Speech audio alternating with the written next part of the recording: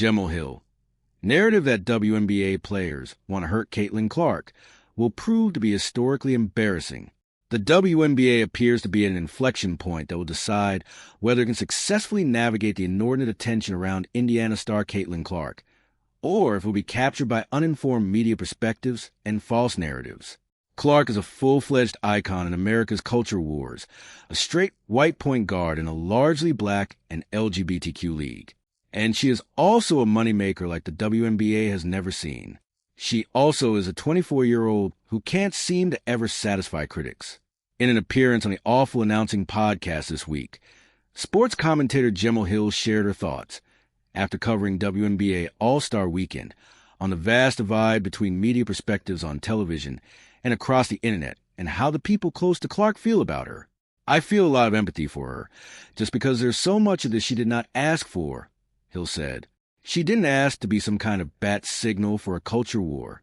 She certainly didn't ask a group of fans, which I believe are not the majority, the group of fans that have decided that she's going to be their vessel to get off as much racism as they possibly can.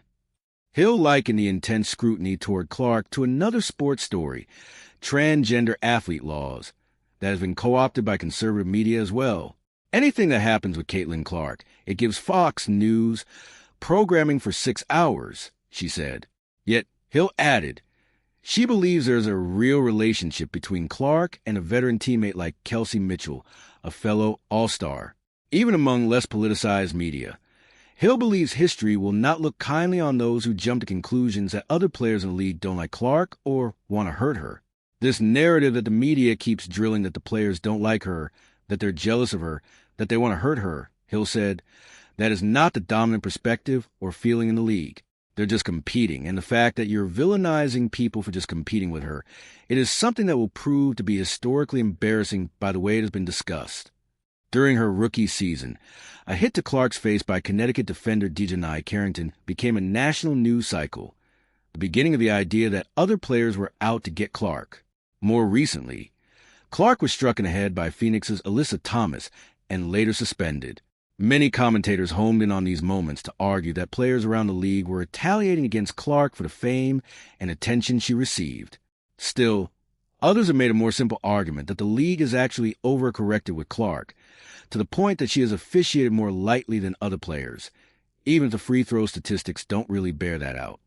And of course, there have been instances in which current and former WNBA players have been directly critical of Clark's personality, on and off the court. All athletes are subject to big, strong opinions. Where Hill believes the conversation has gone haywire around Clark is that nobody is calling balls and strikes, which allows unfounded theories to solidify.